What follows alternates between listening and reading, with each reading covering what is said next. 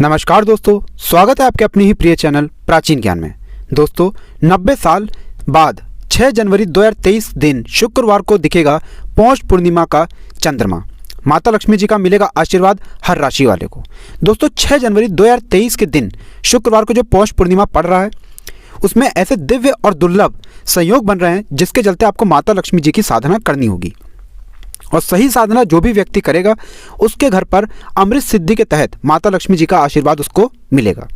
बहुत ध्यान दीजिएगा दोस्तों, अगर आप अपने जीवन में गरीबी, दरिद्रता, परेशानी, कष्ट इन सब से तंग आ चुके थे, आप मेहनत तो करते थे परंतु उसका फल नहीं मिलता था, आपके पास पहले धन आ रहा था परंतु धन आने के आगमन अब बंद हो चुके हैं, तो मान लीजिए दोस्तों आपके ग्रह आपका साथ देना छोड़ चुके हैं, आपके तारे आपके साथ नहीं हैं।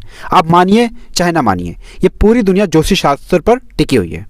उदाहरण के तौर पर जब भी कोई व्यक्ति कामयाब हो जाता है तो मान लीजिए अगर वो मिट्टी को भी छू देगा तो मिट्टी को सोना बना करके रख देता है। और समाज के लोग यही कहते हैं, लगता है इस व्यक्ति के तारे और इसके ग्रह साथ में हैं।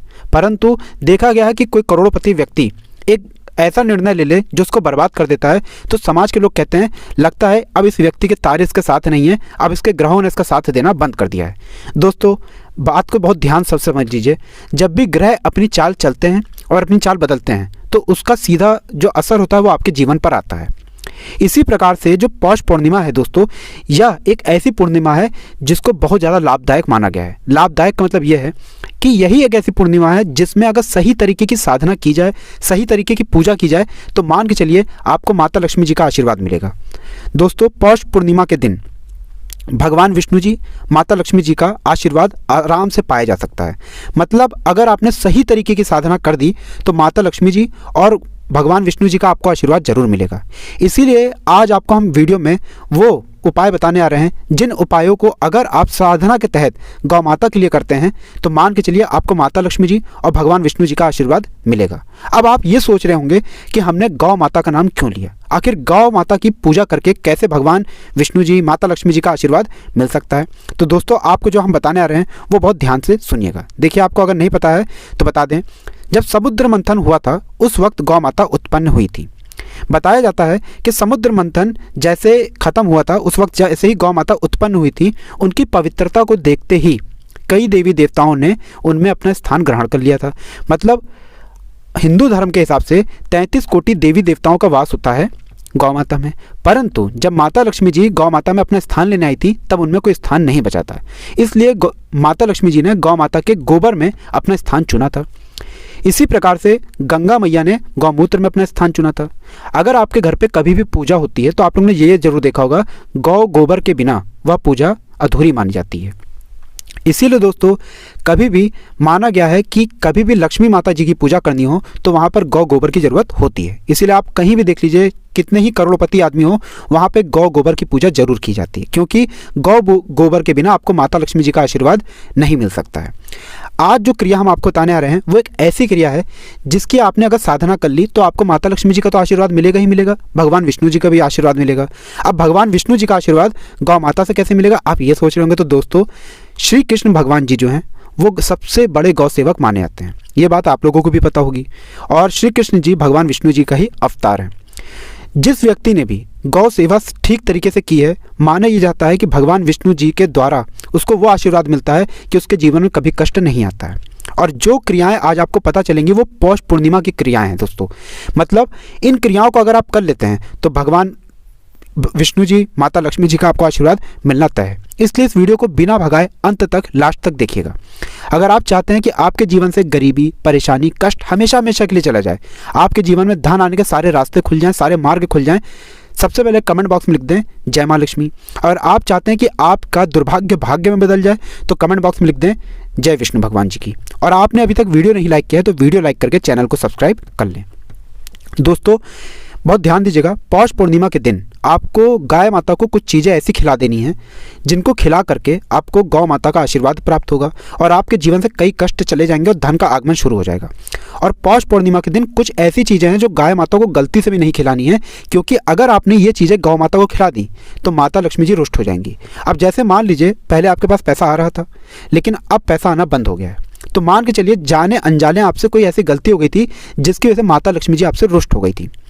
परंतु अगर सही साधना पौष पूर्णिमा के दिन की जाए तो जो माता लक्ष्मी जी आपसे रुष्ट हो गई थी वो जरूर आपको आशीर्वाद देंगी और आपके जीवन में वो बदलाव आपको देखने का मिलेगा जिसका आपको अंदाजा भी नहीं है। इसलिए दोस्तों सबसे पहले कोई कॉपी पेन ले लीजिए, जो क्रियाएं आपको हम एक एक करके बताने जा रहे हैं उनको एक एक करके पॉइंट वाइज लिख लीजिए ताकि आपसे कोई गलती ना हो। और दोस्तों अभी तक आपने वीडियो नहीं लाइक किया है, वीडियो लाइक करके कमेंट बॉक्स में लिख दें जय माँ लक्ष्मी।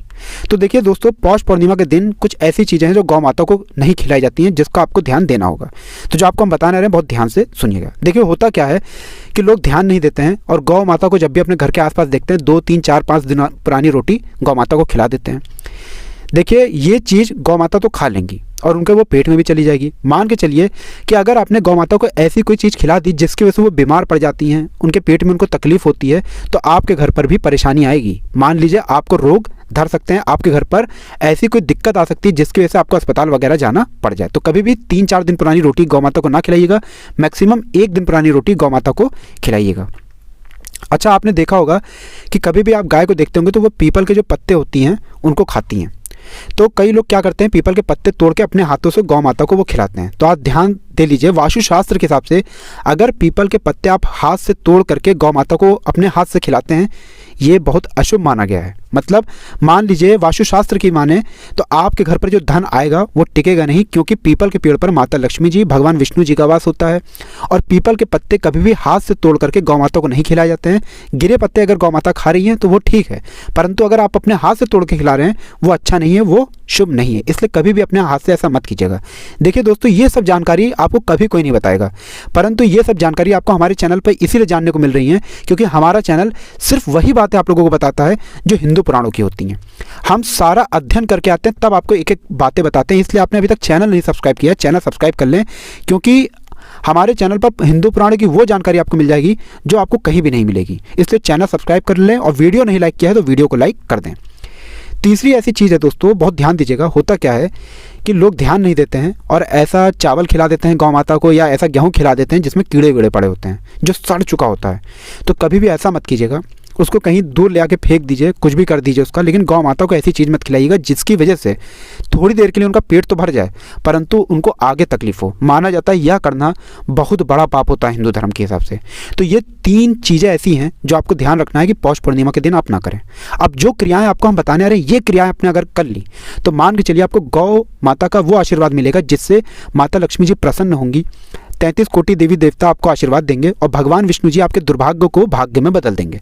इसलिए कमेंट सेक्शन में जय गौ माता लिखना मत भूलिएगा। अब सुनिए आपको गौ माता को क्या क्या खिलाना है।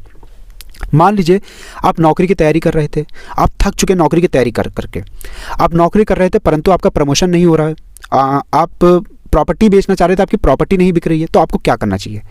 पौष पूर्णिमा के दिन गौ माता को 21 रोटी के साथ गुड़ की भेली अगर खिलाई जाए तो माना जाता है इस तरीके की मनोकामना पूरी होती है। माता लक्ष्मी जी आपको आशीर्वाद देती हैं, 33 कोटि देवी देवताओं का आपको आशीर्वाद प्राप्त होता है। पौष पूर्णिमा के दिन अगर आपने 21 रोटी के साथ गौ माता को गुड़ की भेली खिला दी तो मान के चलिए दोस्तों आपको नौकरी मिल सकती है।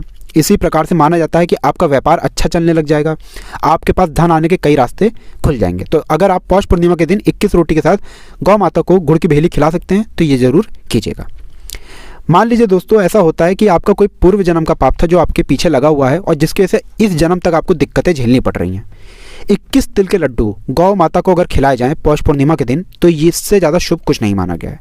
21 तिल के लड्डू अगर गौ माता को आपने अपने हाथों से खिला दिए तो मान के चलिए दोस्तों गौ माता को आपको वो आशीर्वाद मिलता है जिससे आपके पूर्व जन्म के पाप धुल जाते हैं। आप भी जानते हैं कि विष्णु भगवान जो हैं वो कितने ताकतवर हैं और विष्णु भगवान किसी को भी आशीर्वाद दे दें तो उसके जीवन से हर पाप अपने आप गायब हो जाता है।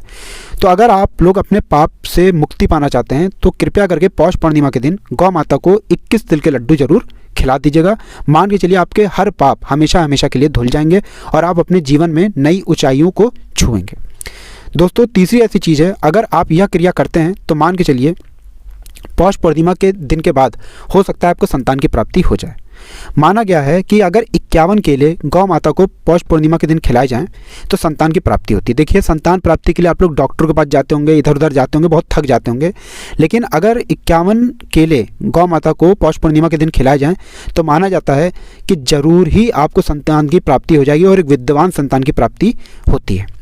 चौथा, अगर आप लोग कुछ भी खिला पाने में असक्षम हैं, आप सोच रहे हैं कि यार हमारे पास पैसा नहीं, हम केले तक नहीं खिला सकते हैं, तो ऐसे में क्या आपको करना चाहिए? सुबह नहाने धोने के बाद अगर सूर्य भगवान को आप एक लोटा जल चढ़ाते हैं, उसके बाद आप अगर गौ माता को सिर्फ स्पर्श भर कर लेते हैं, जो उनका कुबड़ पीछे निकला होता है उसको स्पर्श करके घर पर आ जाते हैं और अपनी कोई भी मनोकामना मांगते हैं, माना जाता है इतना करने भर से आपको देवी देवताओं का आशीर्वाद प्राप्त होता है, आपको लक्ष्मी माता जी का आशीर्वाद प्राप्त होता है, भगवान विष्णु जी आपको वरदान देते हैं और पौष पूर्णिमा के बाद जरूर आपके ऐसे संयोग बनते हैं जिसमें आपकी मनोकामना पूरी होती है। दोस्तों, गौ माता हमारी माँ है, सृष्टि मातृका है। गौ माता के पास अगर हम अपने दुखों को लेके जाएंगे तो मान के चलिए वो हमारे दुखों को ख़त्म कर देंगी। इसीलिए अगर आप पौष पूर्णिमा के दिन 11 रोटी के साथ सफ़ेद चावल खिलाते हैं गौ माता को, तो मान के चलिए गौ माता का आपको वो आशीर्वाद मिल जाता है जिससे कई तरीके की जो परेशानी है आपकी वो हमेशा के लिए चली जाएगी। मान लीजिए आपके घर पर नकारात्मक शक्तियों का वास्ता वो हमेशा के लिए ख़त्म हो जाएंगी। दोस्तों, आज का जो ये वीडियो हमने बनाया था ये पौष पूर्णिमा के लिए इसीलिए बनाया है कि आज का दिन है आपके पास। आज के दिन अगर आप गौ माता के लिए ये सारी क्रियाएं कर लेते हैं तो मान के चलिए आपके जीवन में परेशानी आपको देखने को नहीं मिलेगी।